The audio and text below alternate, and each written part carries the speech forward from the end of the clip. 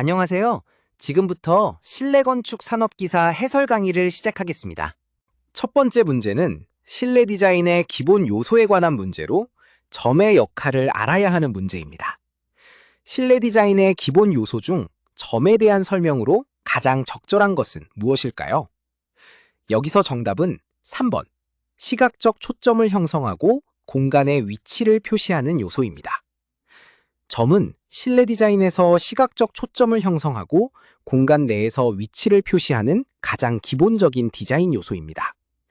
점 자체는 크기나 면적이 없는 무차원의 요소이지만 공간 안에 놓이는 순간 주목을 끌어 시선을 집중시키는 역할을 합니다. 1번, 움직임과 방향성을 제시하는 요소는 점이 아닌 선의 특성이고 2번, 공간을 구분하고 영역을 형성하는 요소는 면이 담당하는 역할이며 4번, 부피감과 질량감을 부여하는 요소는 입체의 특성에 해당합니다. 따라서 점은 시각적 초점을 만들고 공간의 위치를 알려주는 핵심적이고 기초적인 요소로 이해해야 합니다. 두 번째 문제는 조닝 계획에 관한 문제로 공간 구분의 개념을 알아야 하는 문제입니다. 조닝 계획에 대한 설명으로 가장 적절한 것은 무엇일까요? 여기서 정답은 3번, 공간의 기능과 용도에 따라 영역을 구분하는 계획입니다. 조닝 계획이란 공간을 사용 목적과 기능에 따라 여러 영역으로 나누어 배치하는 기본적인 공간 구성 방법을 말합니다.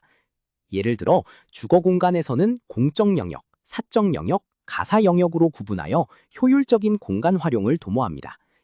1번 동선 효율성은 동선 계획의 영역이고 2번 가구와 소품 배치는 가구 계획에 해당하며 4번 색채 계획은 별도의 컬러 플래닝 단계입니다.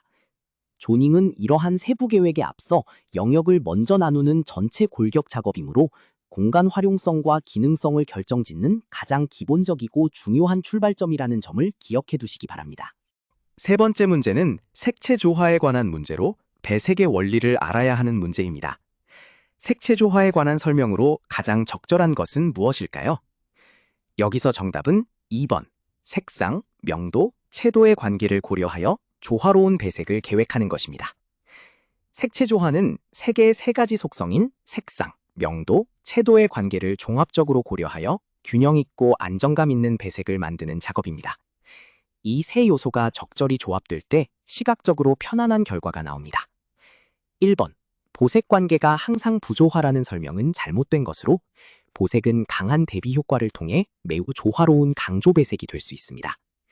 3번, 색채 조화는 객관적 원리뿐 아니라 주관적이고 문화적인 요소도 영향을 미치며 4번, 단일 색상만으로 조화를 이루지는 않고 톤이나 명암 차이를 통해 다양성을 확보해야 합니다. 안녕하세요. 지금부터 실내 건축 산업기사 해설 강의를 시작하겠습니다. 첫 번째 문제는 석재의 물성에 관한 문제로 흡수율의 의미를 알아야 하는 문제입니다. 석재의 물성 중 흡수율에 대한 설명으로 가장 옳은 것은 무엇일까요? 여기서 정답은 3번, 흡수율이 낮을수록 동결 피해에 강하다는 설명입니다. 석재의 흡수율은 석재가 얼마나 많은 물을 빨아들이는지를 백분율로 나타낸 값입니다. 흡수율이 낮을수록 내부 공극이 적고 물의 침투가 어려워 동결 융의 사이클에서도 부피 팽창에 의한 균열이 발생하지 않습니다.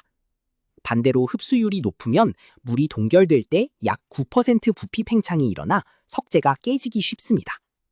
1번, 강도와 비례 관계라는 설명은 잘못되었으며 오히려 흡수율이 높으면 강도가 낮은 경향이 있고 2번, 흡수율이 높을수록 내구성이 좋다는 것은 정반대 설명이며 4번, 색상과 흡수율은 직접적 관련이 없습니다. 따라서 정답은 3번이 됩니다. 두 번째 문제는 금속 공사에 관한 문제로 스테인리스 스틸의 내식성을 알아야 하는 문제입니다. 금속 공사에서 스테인리스 스틸의 종류 중 내식성이 가장 우수한 것은 무엇일까요? 여기서 정답은 3번, STS-316입니다. STS-316은 크롬 16%, 니켈 10%에 더해 몰리브덴이 약 2% 첨가된 오스테나이트계 스테인리스로 몰리브덴이 염소이온에 대한 저항성을 크게 향상시켜 해안가, 수영장, 화학공장처럼 부식이 심한 환경에서도 우수한 내식성을 발휘합니다. 1번 STS-201은 니켈 함량이 낮아 일반 가전용 수준의 내식성이고 2번 STS-304는 가장 보편적이지만 염분 환경에는 한계가 있으며 4번 STS-410은 마르텐사이트계로 내식성보다 강도와 경도에 중점을 둔 강이므로 부식 환경에는 부적합합니다. 따라서 가장 우수한 내식성을 가진 정답은 3번 STS-316입니다. 세 번째 문제는 미장공사에 관한 문제로 시멘트 모르타르 균열 방지법을 알아야 하는 문제입니다. 미장공사에서 시멘트 모르타르의 균열 방지를 위한 방법으로 옳지 않은 것은 무엇일까요? 여기서 정답은 3번 시멘트 함량을 최대한 높이는 것입니다. 시멘트 함량을 과도하게 높이면 수화 반응에 따른 발열량과 건조 수축이 증가해 오히려 균열이 더 잘 발생합니다. 따라서 시멘트는 적정량만 사용하고 모래와의 배합비를 1대2에서 1대3 정도로 유지해야 합니다. 1번 물 시멘트비를 낮추는 것은 강도를 높이고 수축을 줄여 균열 방지에 도움이 되고 2번 시공 후 급속 건조를 방지하는 것은 표면과 내부의 수분 차이를 줄여 균열을 막아주며 4번 적절한 양생 기간을 두는 것은 수화 반응이 충분히 진행되어 안정된 강도를 확보하게 합니다. 따라서 시멘트를 과다 사용한다는 3번이 잘못된 방법입니다. 안녕하세요. 지금부터 실내 건축 산업기사 해설 강의를 시작하겠습니다. 첫 번째 문제는 실내 빛 환경에 관한 문제로 자연 채광의 장점을 알아야 하는 문제입니다. 실내 빛 환경에서 자연 채광의 장점으로 가장 적절하지 않은 것은 무엇일까요? 여기서 정답은 3번 일정한 조도 유지입니다. 자연 채광은 시간, 계절, 날씨, 구름의 양에 따라 빛의 양이 끊임없이 달라지므로 일정한 조도를 유지하는 것이 매우 어렵습니다. 오히려 이는 자연 채광의 가장 큰 단점에 해당하며 안정된 조도가 필요한 작업 공간에서는 인공조명과 적절한 조합을 통해 보완해야 합니다.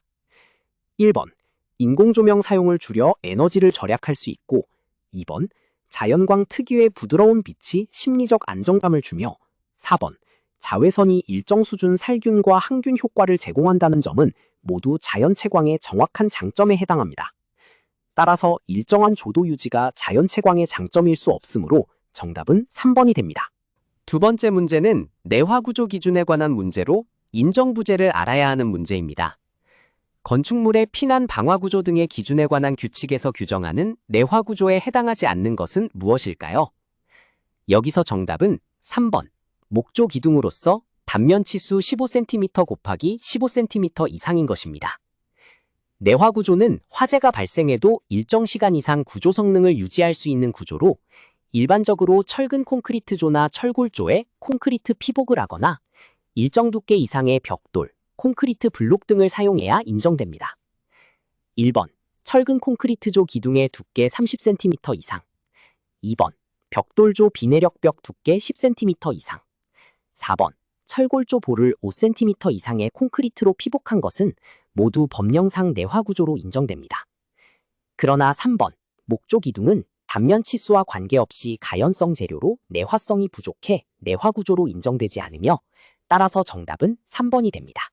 세 번째 문제는 실내 조명에 관한 문제로 직접 조명의 특징을 알아야 하는 문제입니다. 실내 조명 방법 중 직접 조명에 대한 설명으로 옳지 않은 것은 무엇일까요?